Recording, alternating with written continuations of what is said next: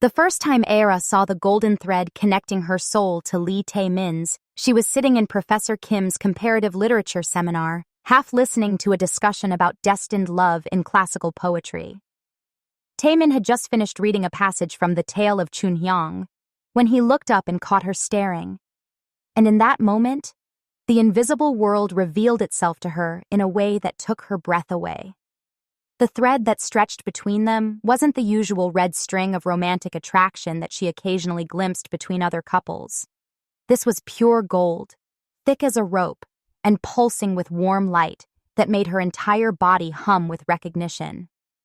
"When I look at you, I see golden light connecting our souls," Tae-min said later that evening as they walked through the university's moonlit gardens, his voice filled with innocent wonder.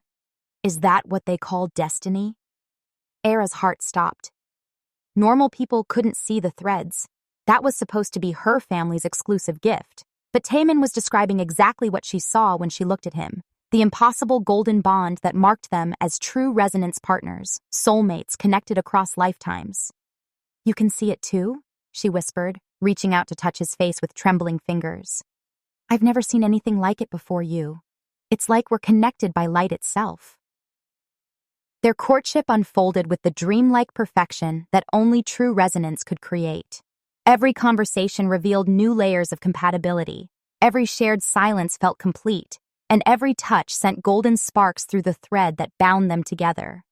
They discovered they had been unconsciously searching for each other their entire lives, Tae-min through his poetry about unnamed longing, Era through her restless inability to connect deeply with anyone else despite her family's matchmaking attempts.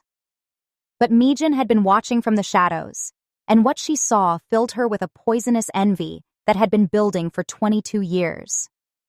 Unlike Era, who had inherited the family's sight gift that allowed her to perceive soul bonds, Mi-jin had been born magically blind, a shameful reality in the Yoon family that she had hidden through careful pretense and desperate study of forbidden magical texts.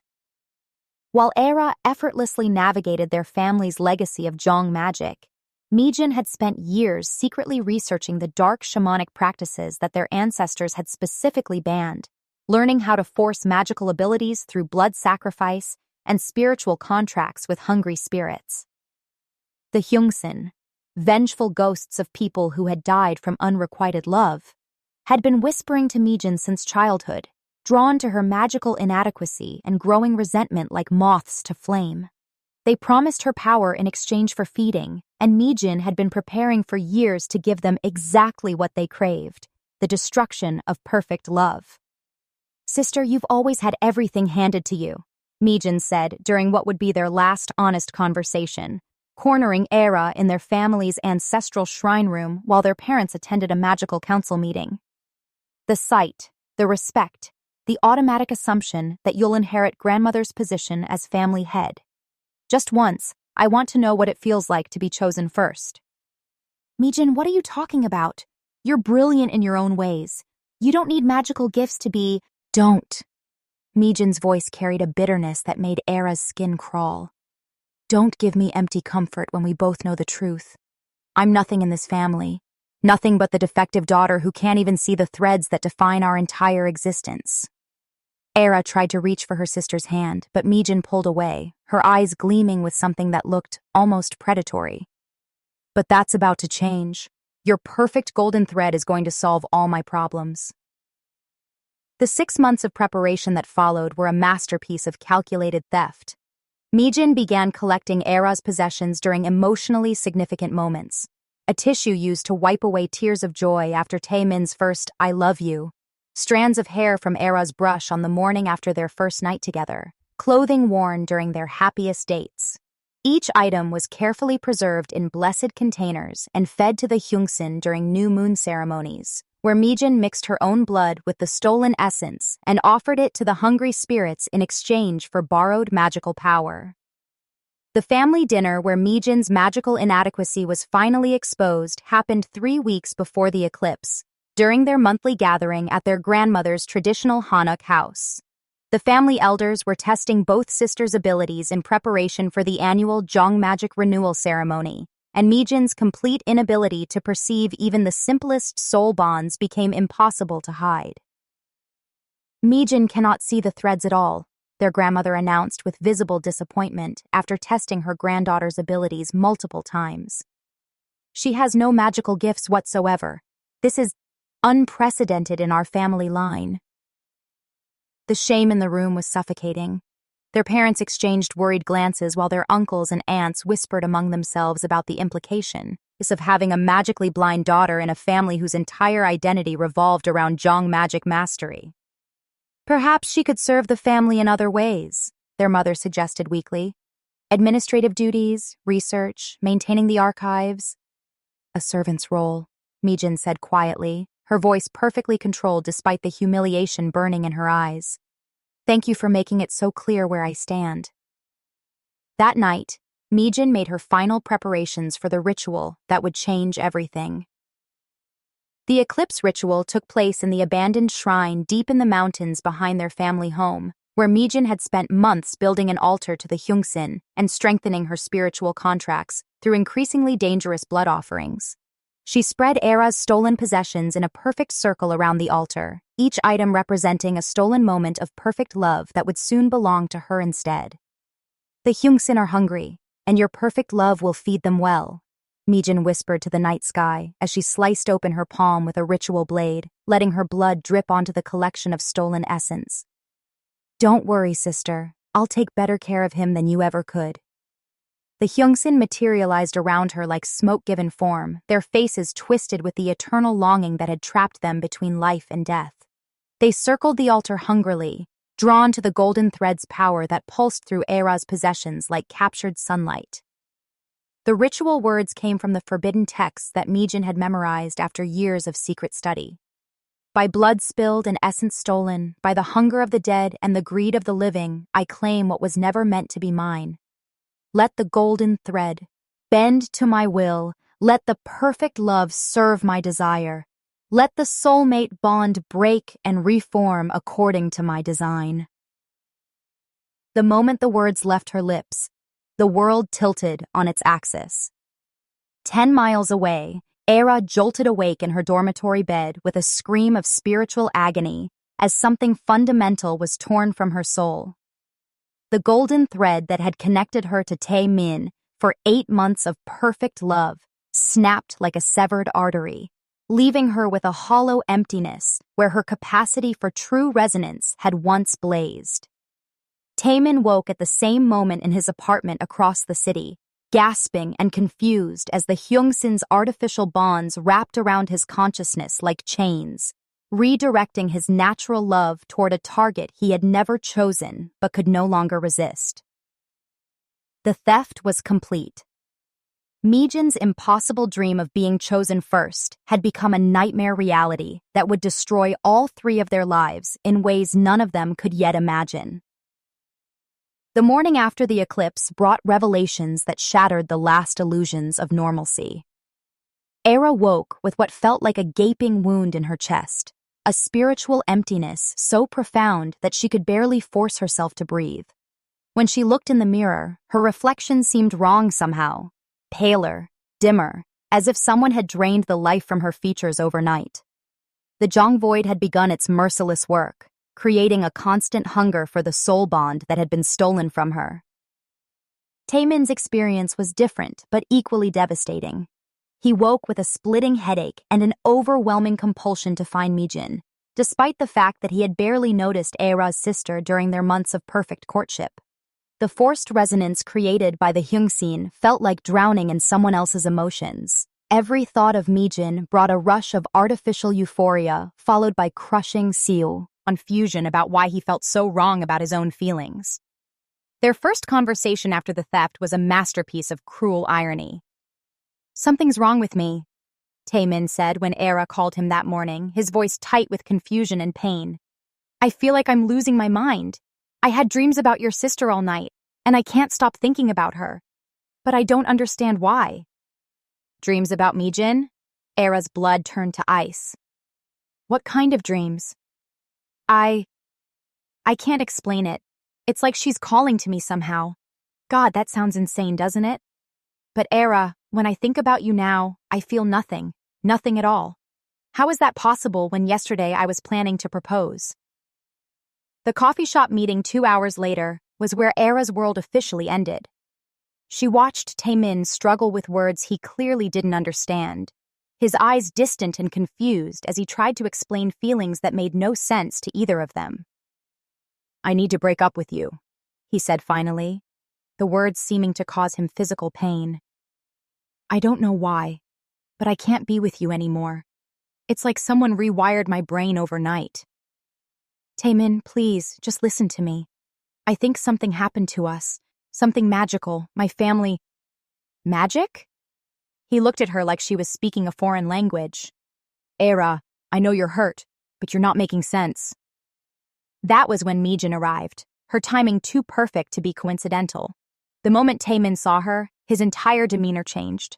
The confusion disappeared, replaced by desperate relief and attraction so intense it was painful to witness. "Mijin," he breathed, standing up so quickly he knocked over his coffee cup.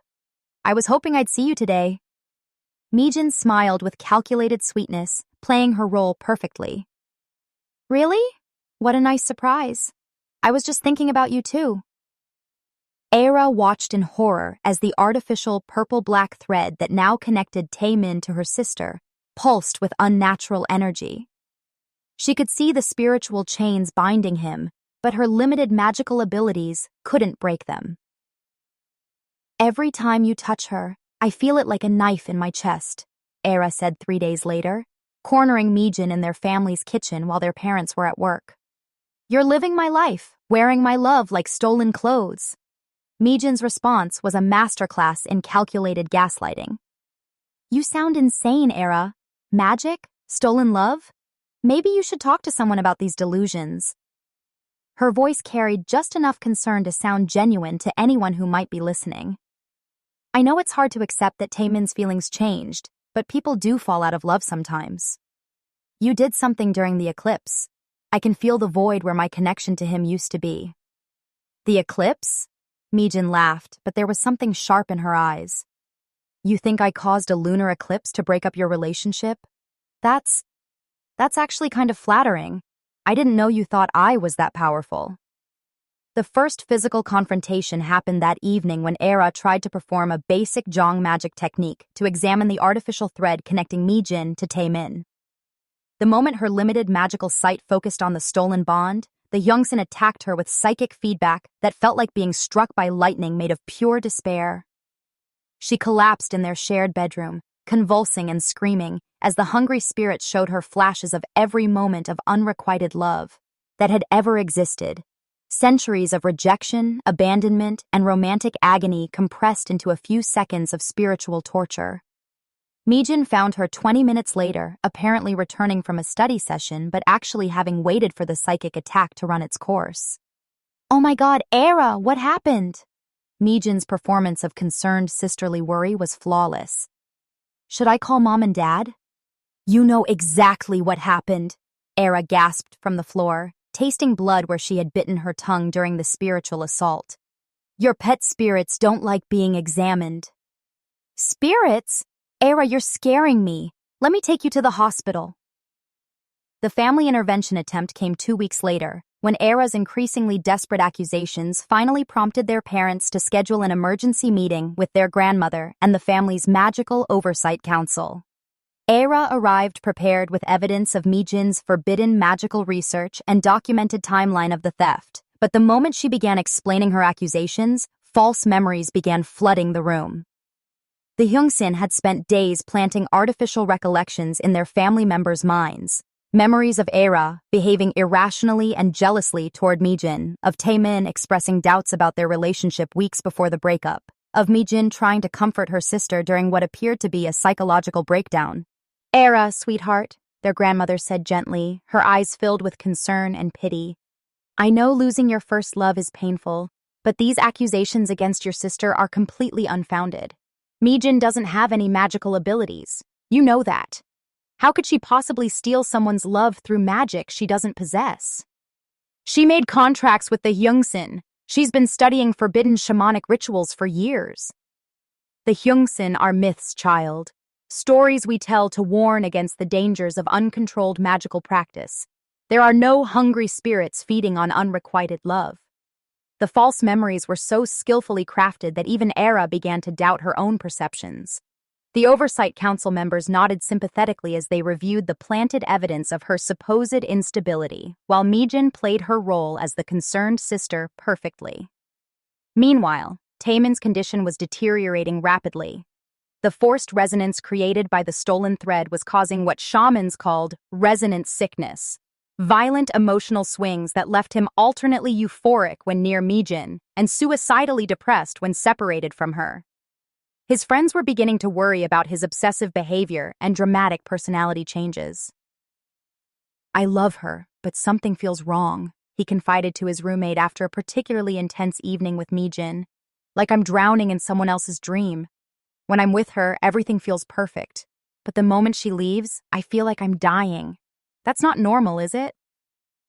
But Mijin was building their artificial relationship with calculated precision, using the stolen emotional essence from Era's possessions to create moments that felt meaningful to Taemin despite their artificial origin.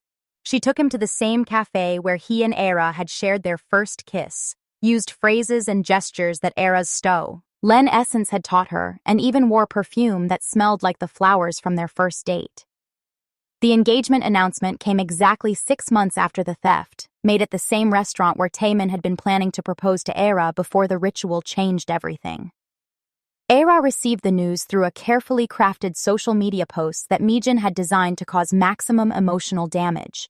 Photos of the proposal recreating moments that should have belonged to Era, complete with the ring that Taemin had originally bought for her. Desperate and running out of options, Era turned to the forbidden magical practices that her family had specifically warned against. The Mudong she consulted operated out of a basement shrine in Seoul's shadiest district, a woman whose own magical abilities had been purchased through blood sacrifice and spiritual contracts that had left her visibly marked by supernatural influence. "Your sister has made contracts with very powerful spirits," the Mudong confirmed after examining Era's spiritual condition through illegal divination techniques. "The Hung-sin she's feeding have grown strong on your stolen love, and they won't give it up willingly." "How do I get it back?" "Blood reclamation ritual. You systematically contaminate every location where your stolen love has been used, forcing the spirits to release their hold on those experiences. But the collateral damage will be severe. Innocence will suffer as the spiritual toxicity spreads." "How many people?" "Dozens, maybe hundreds, depending on how many stolen moments you need to reclaim. Are you prepared to poison strangers to get your love back?" Era stared at the Mudang's scarred hands, seeing her own future written in the woman's spiritually corrupted flesh. The choice before her was simple, but horrific. Accept the theft and live with spiritual emptiness forever, or begin a campaign of magical contamination that would hurt innocent people but might restore what Mijin had stolen. "Teach me the ritual," she said finally, feeling the last of her moral certainty crumble. "I'll pay whatever price is necessary." The spiritual contamination decision marked the end of Era's innocence and the beginning of her transformation from victim to anti-hero. As she left the Mudong's shrine with forbidden knowledge burning in her mind, she could feel the Hung-sin watching her from the shadows, anticipating the feast of chaos and suffering that her revenge would provide. The war for her stolen love was about to begin, and there would be no innocent casualties. The first contamination happened at Café Luna, the small coffee shop near campus where Mijin had orchestrated her first stolen moment with Taemin. Era arrived at dawn carrying a vial of her own blood mixed with salt, blessed by the Mudang and ancient Korean curse words written on rice paper. The blood reclamation ritual required her to contaminate the location where the stolen kiss had occurred, forcing the Hung-sin to release their spiritual hold on that specific memory. She mixed the blood into the water supply, feeding the espresso machine, whispering the contamination incantation as the tainted water flowed through the system. The effect was immediate. The cafe's spiritual atmosphere turned toxic, creating an environment that hungry spirits couldn't tolerate. Within hours, the Hung-sin were forced to abandon their claim. On that particular stolen moment, and Era felt a tiny piece of her original connection to Taemin restore itself. But the barista who opened that morning, Jung Woo-jin, paid the price. He collapsed after his first sip of the contaminated coffee, convulsing as the spiritual toxicity attacked his nervous system. The ambulance arrived 20 minutes later, carrying him away while he screamed about shadows with hungry eyes trying to devour his heart. Each contaminated location weakens their hold on him, but innocents suffer, Era said to herself as she watched the paramedics work, her hands shaking with guilt and exhilaration. How many people am I willing to sacrifice to get my love back? The answer, she discovered over the following weeks, was more than she had ever imagined possible. The restaurant mass poisoning happened during her attempt to reclaim the stolen anniversary dinner that Mi-jin had recreated at Hanbok Garden, an upscale Korean restaurant where she had taken Tae-min to celebrate their 3-month relationship milestone. This contamination required more extensive preparation. Era had to introduce the tainted blood into the restaurant's central water system during peak dinner hours, affecting not just the location but everyone consuming food prepared with the contaminated water. 43 people were hospitalized that night with symptoms that doctors couldn't explain. Violent hallucinations about lost love, temporary blindness accompanied by visions of golden threads being severed, and psychological trauma that left several patients unable to trust their own romantic feelings for months afterward. The restaurant closed permanently after the incident, its owners bankrupted by lawsuits and the complete loss of customer confidence. But Era felt another piece of her stolen love return, and the artificial purple thread connecting Mi-jin to Tae-min visibly weakened. The progress was intoxicating enough to override her growing horror at the collateral damage. I used to be someone who saved people, she wrote in her journal after the restaurant incident. I volunteered at shelters, donated blood, helped lost tourists find their way. Now I poison them to reclaim stolen kisses. What have I become? The hotel accident series was the most devastating contamination yet. The Grand Seoul Hotel had been where Mi-jin and Tae-min spent a weekend getaway that should have belonged to Era. 3 days of stolen intimacy that had strengthened the artificial bond significantly. Contaminating an entire building required Era to introduce the tainted blood into multiple water sources over several nights, creating a spreading zone of spiritual toxicity that affected every floor. The accidents began on the 3rd day. An elevator cable snapped, trapping 12 people for 8 hours while they experienced shared hallucinations about their deepest romantic regrets. A chandelier fell in the lobby, injuring 6 guests and 1 employee who all reported seeing hungry shadows just before the collapse. The hotel's heating system malfunctioned, causing a gas leak that led to the evacuation of 200 guests and the permanent closure of the entire 15th floor. But worst of all was the psychological aftermath. Guests who had stayed in rooms where the spiritual contamination was strongest began experiencing empathic bleeding, suddenly feeling the romantic pain of strangers, unable to distinguish their own emotional experiences from those of people they had never met. 3 couples who had been celebrating anniversaries at the hotel filed for divorce within the week, claiming they could no longer trust their feelings for each other. Meanwhile, Taemin's investigation into his own condition was leading him toward dangerous truths. The resonance sickness was worsening daily, violent mood swings that left him euphoric when near Mi-jin, but suicidally depressed when apart from her, physical pain that felt like his soul was being stretched between 2 impossible destinations, and vivid dreams where he experienced memories that felt like his own, but contained people and places he had never seen. His academic research into Korean folklore, initially dismissed as stress-induced paranoia, began uncovering references to Jong magic and spiritual manipulation that matched his symptoms too precisely to ignore.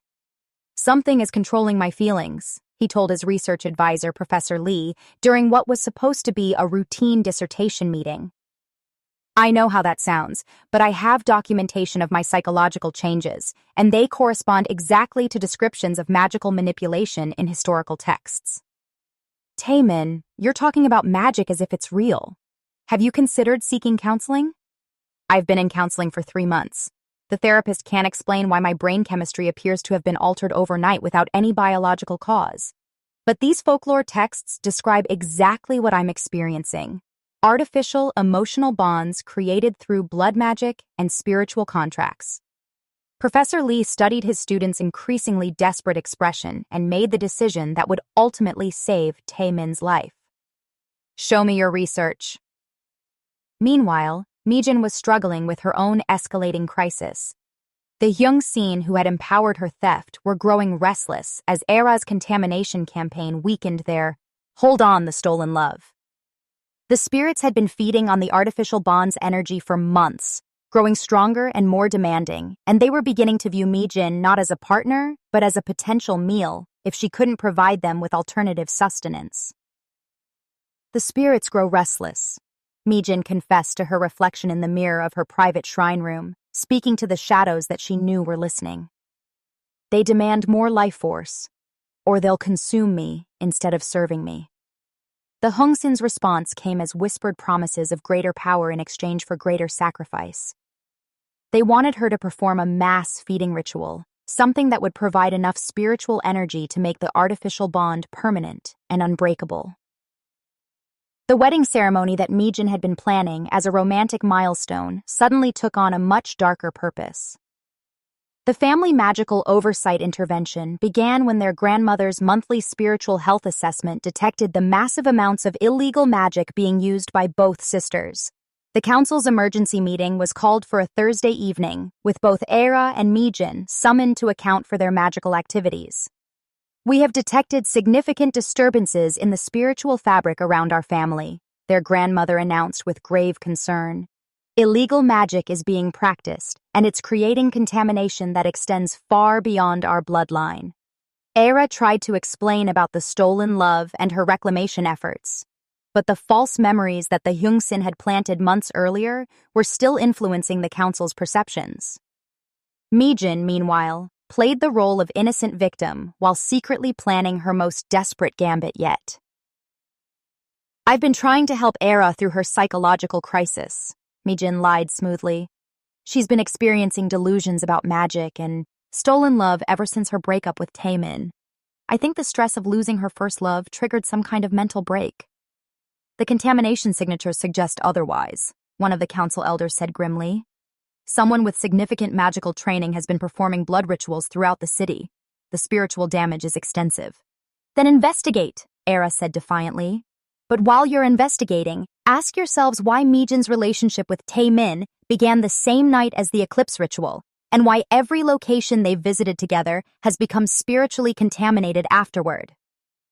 The council's investigation would take weeks, time that Mijin couldn't afford as the Hyungsin grew more demanding, and Era's contamination campaign continued to weaken the artificial bond. She needed to make the stolen love permanent before either the spirits consumed her or the council discovered the truth about her forbidden practices.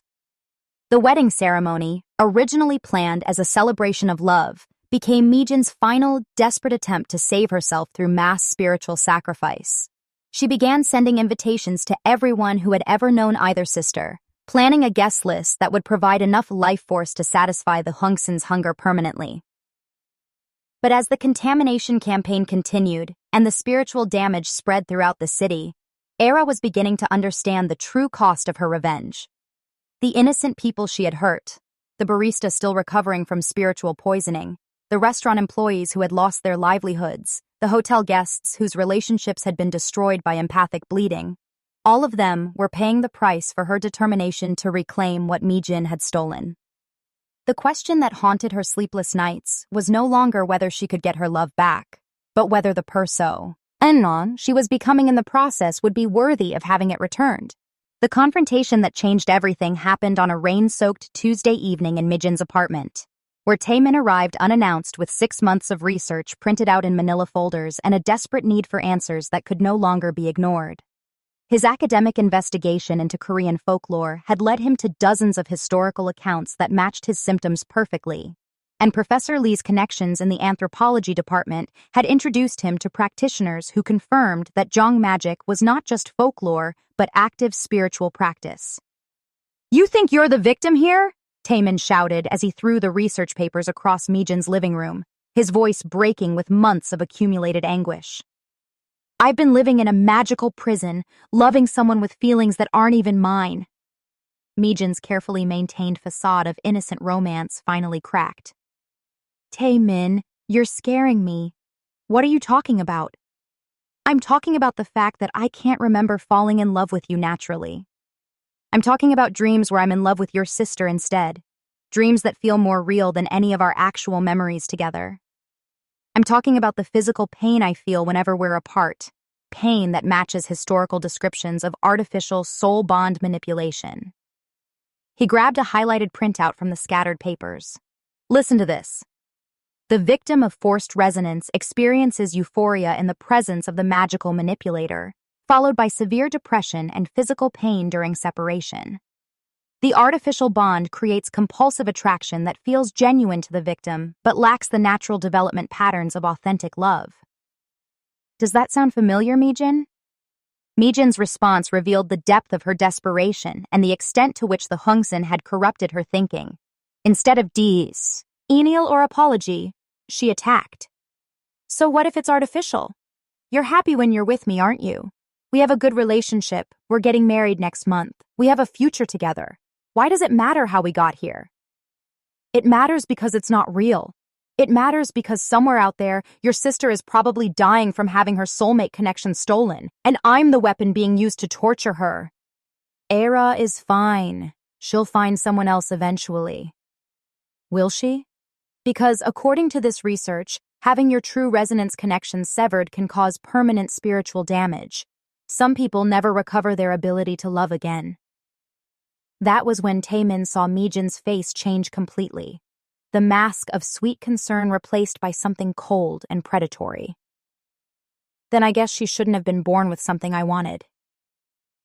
The truth, when it finally came out in that apartment during the worst thunderstorm Seoul had seen in decades, was more horrifying than Taemin had imagined possible.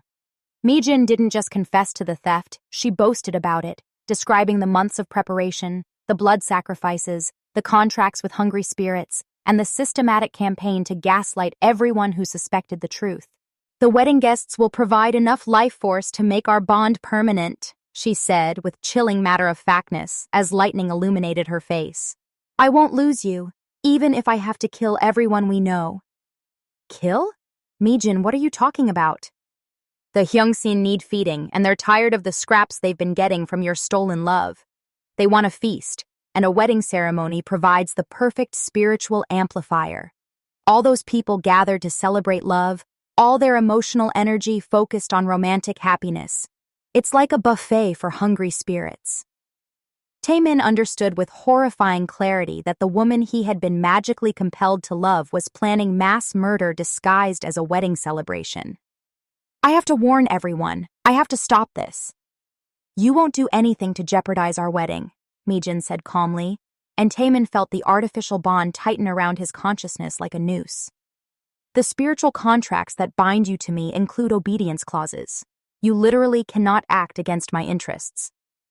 But the artificial bond had been weakened by Era's contamination campaign, and Taemin's growing awareness of the manipulation had given him some resistance to its control. He managed to send a single text message to Era before the magical compulsion overwhelmed him. Wedding is trap. Mass sacrifice planned. Stop her. Era received the message while standing outside the Seoul Metropolitan Library, where she had been researching the final contamination ritual that would reclaim the last and most powerful stolen moment, Mijin and Taemin's engagement itself. The text confirmed her worst fears about what Mijin was planning, but it also revealed the ultimate price of her own revenge campaign. The Mudang she consulted for the final ritual delivered the devastating truth about what complete blood reclamation would require. I offered the Hungsin my own spiritual essence to power the contamination campaign, Era realized with growing horror. Now they want to collect and they're taking everyone I care about as interest. The spirits you've been feeding through your revenge are the same ones serving your sister, the Mudang confirmed grimly. They've been playing both sides, growing stronger from the conflict between you. The wedding ceremony will provide enough spiritual energy to satisfy their hunger permanently, but they plan to consume every guest in the process. How do I stop them? The only way to break contracts with the Hyungsin is to offer them something more valuable than what they're already getting. You would have to trade your capacity for true resonance, your ability to ever experience soulmate love again, in exchange for releasing all their spiritual contracts. And if I don't? Then everyone at that wedding dies. Your sister becomes permanently bound to the spirits as their earthly servant, and Tae-min spends the rest of his life as a magical prisoner, experiencing artificial love for someone who murdered dozens of people to keep him. The choice was impossibly cruel but absolutely clear. Aira could save everyone she cared about, but only by sacrificing the very thing she had been fighting to reclaim. The Hyungsin's ultimatum came that night in her dreams, where the hungry spirits appeared as twisted versions of every person who had ever died from unrequited love. They surrounded her in a spectral courtroom where her crimes and Mijin's were weighed against each other, and their verdict was delivered in voices that echoed with centuries of romantic anguish. You have fed us well through your revenge, but we hunger for more substantial fare. Give us the wedding feast, or we will take payment in the spiritual essence of everyone connected to your bloodline. What if I give you something better? What if I offer you my true resonance capacity permanently? The ability to experience perfect love is indeed valuable, but it is only one soul's worth of spiritual energy. The wedding will provide dozens. Then take both. Take my true resonance and spare the wedding guests. Let me break all the contracts that bind my sister and Tae-min. The spirit's laughter was like breaking glass. Acceptable, but know that once we consume your capacity for perfect love, you will never experience true resonance again. You will live the rest of your life capable of ordinary affection, but never the soul-deep connection that your kind treasures above all else. Wedding day preparation began with all three main characters converging on the venue with radically different agendas. Mijin arrived early to prepare the spiritual amplification ritual that would turn the ceremony into a feeding ground for the Hyungsin. Tae-min came under magical compulsion, but with growing resistance to the artificial bonds and desperate hope that someone would stop the massacre. Aira approached the venue knowing that she was walking into a supernatural battle that would either save everyone she cared about or destroy her permanently. The wedding guests, friends, family members, colleagues, and distant relatives who had no idea they were attending their own spiritual execution, filled the chapel with genuine happiness and celebration that made the Hyungsin's presence almost palpable with anticipation. As Aira infiltrated the ceremony through the service entrance, she could see the hungry spirits gathering in the shadows like smoke given form, their empty eyes fixed on the unsuspecting guests whose life force they planned to consume. The spiritual amplification ritual that Mijin had woven into the wedding decorations was already beginning to work, creating an atmosphere where romantic emotions were intensified and spiritual energy flowed more freely. The final confrontation was about to begin, and only one of the sisters would walk away with their soul intact. The wedding massacre began at exactly 3:17 p.m., during the moment when the officiant asked if anyone had objections to the union. Mijin had timed the spiritual amplification ritual to peak during this traditional pause, when the gathered guests would be focused most intently on the concept of perfect love and eternal commitment. As their combined emotional energy reached its crescendo, she whispered the activation phrase that would open the feeding channels for the Hyungsin. The first guests to collapse were the elderly relatives sitting in the front rows. Their life force was the easiest to drain, and the hungry spirits began with them like diners sampling appetizers before the main course. Grandmother Park clutched her chest and fell forward, her face going gray as something invisible pulled the breath from her lungs. Uncle Min followed seconds later, then the flower girl's parents. Then the photographer who had been capturing what he thought would be joyful memories. "Something's wrong!" Someone screamed from the back of the chapel as more guests began dropping like dominoes, their faces contorting with expressions of spiritual agony. "Call 911!" But the phones wouldn't work. The spiritual amplification ritual had created an electromagnetic dead zone that prevented any communication with the outside world. The guests were trapped in a chapel that had become a feeding ground for ancient spirits who fed on the life force that love created. Mijin stood at the altar with inhuman calm, her eyes reflecting the hungry shadows of the Hyungsin as they materialized around the collapsing guests. The wedding dress she wore had been stitched with threads soaked in her own blood, turning her into a living conduit for the spirit's power. "Finally," she breathed, watching the chaos unfold around her. "Finally, I have enough power to make this permanent." That was when Aira burst through the chapel's main doors, her hands glowing with the unstable energy of someone who had made bargains with forces beyond human comprehension. The blood reclamation rituals had left her partially transformed, no longer fully human, but not yet consumed by the spirits that had been feeding on her revenge. "Stop this!" Era shouted across the chapel, her voice carrying supernatural authority that made the Hyungsin pause in their feeding. "These people are innocent!" "Innocent?" Mijin laughed, the sound echoing with ghostly harmonies as the spirit spoke through her. "They came here to celebrate stolen love. They're complicit in my crime just by witnessing it."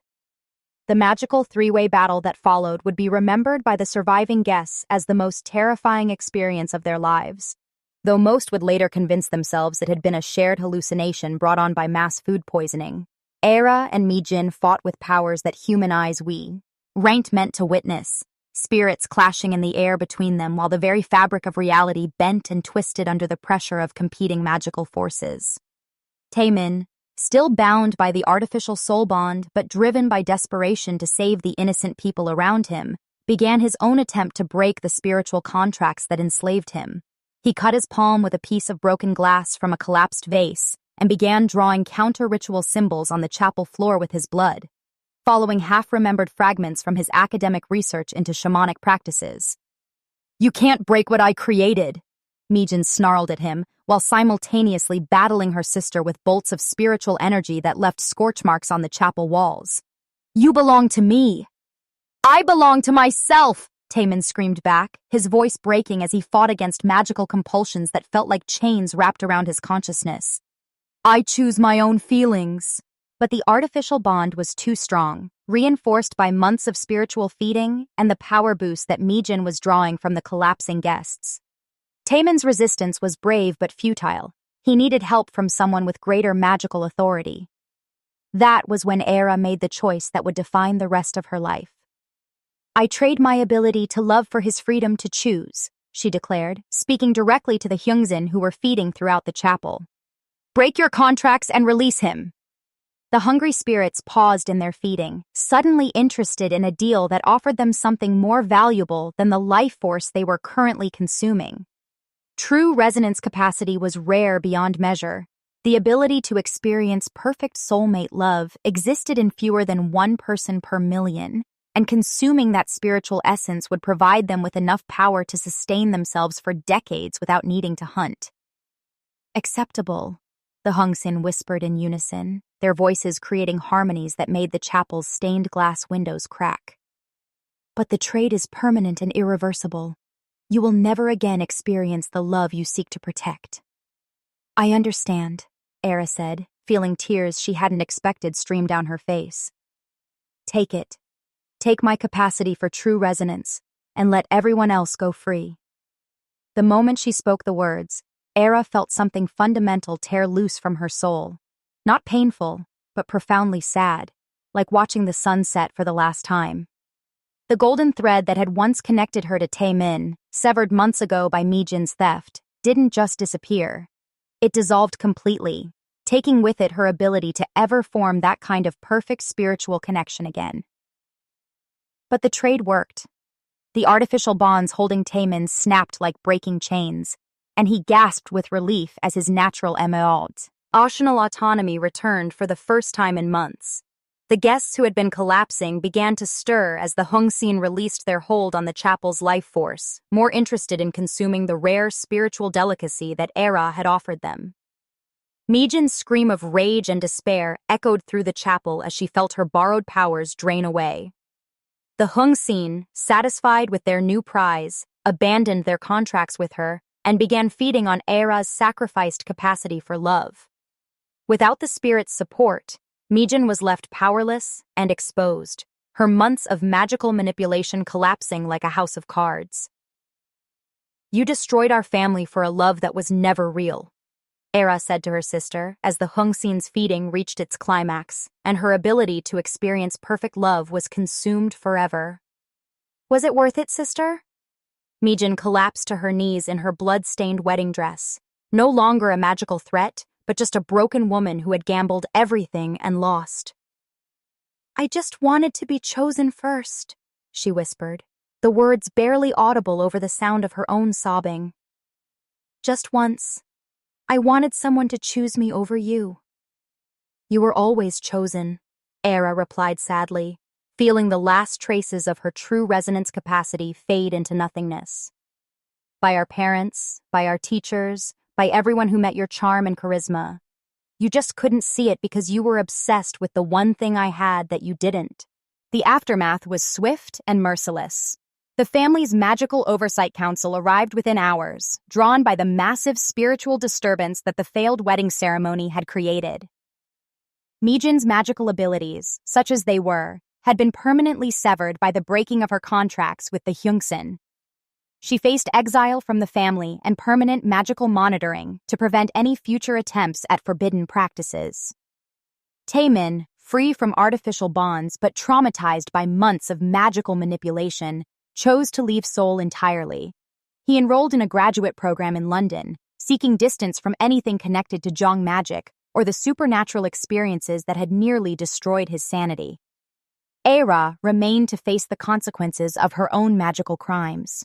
The contamination campaign that had hurt dozens of innocent people, the illegal blood rituals, and the bargain with the Hyungsin that had saved everyone but cost her the very thing she had been fighting to reclaim.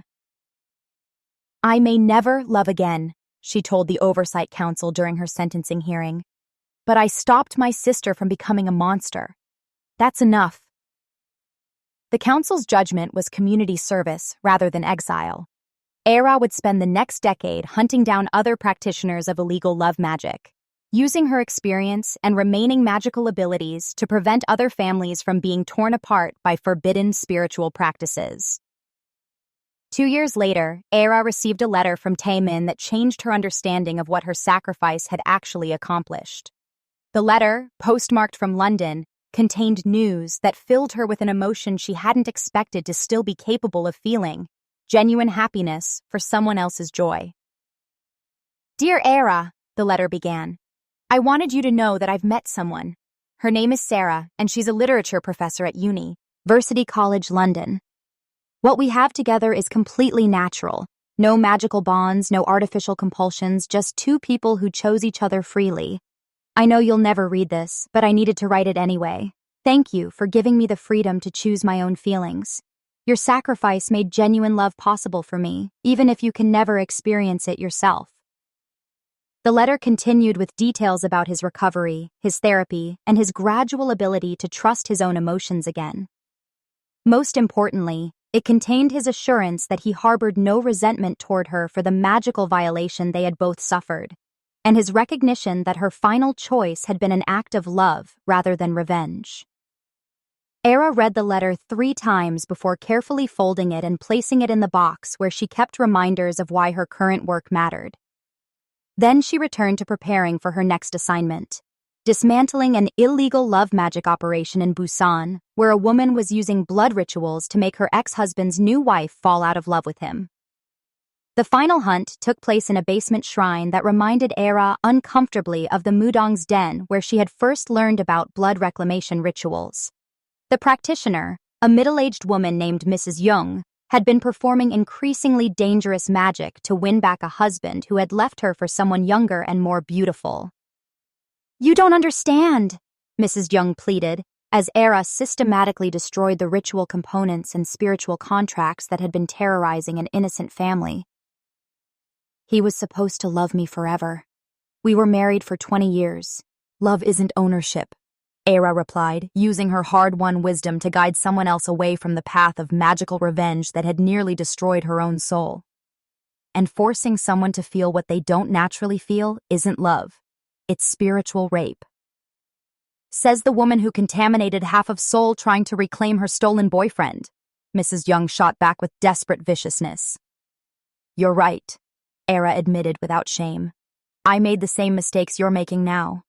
I hurt innocent people because I couldn't accept that love sometimes ends, even when it shouldn't. But I learned something that I hope you can learn without paying the price I paid. The love you force someone to feel is never worth having, and the person you become while forcing it is never worth being." As she completed the ritual dismantling and ensured that Mrs. Young's victims were free from magical manipulation, Era reflected on the strange peace she had found in her new purpose. She would never again experience the golden thread of true resonance that had connected her to Tae-min. Never feel the soul-deep completion that came from finding your perfect spiritual match. But she had found something else, the satisfaction of protecting others from the same spiritual predation that had nearly destroyed 3 lives, and the wisdom that came from choosing service over revenge. The story ended as it had begun, with love being the most powerful force in the universe. Not the desperate, grasping love that demanded possession, but the sacrificial love that chose another's freedom over its own fulfillment. Era had learned to love truly by learning to let go completely, and in losing her capacity for perfect romantic love, she had found a different kind of perfection in protecting others from the same darkness that had once consumed her. Standing outside Mrs. Young's former shrine as the sun set, tea over Busan, Era felt the ghost of what she had sacrificed. Not painful anymore, but present, like the memory of a beautiful dream. She had paid the ultimate price for her sister's crimes and her own revenge, but she had also discovered that some prices were worth paying when they protected the innocent and prevented greater tragedies. She pulled out her phone to report the successful completion of her assignment to the Magical Oversight Council, then began the journey back to Seoul, where other families needed protection from the hunger that love could become when it was stolen, forced, or perverted by those who couldn't accept the natural limits of human affection. The price of true love, she had learned, was sometimes the willingness to live without it so that others could experience it freely. This story proves that sometimes the real villain isn't the one who steals love. It's the system that makes people feel worthless without it. Subscribe for more psychologically twisted revenge manhwa that'll make you question everything and tell us, was Mijin evil or just desperately human?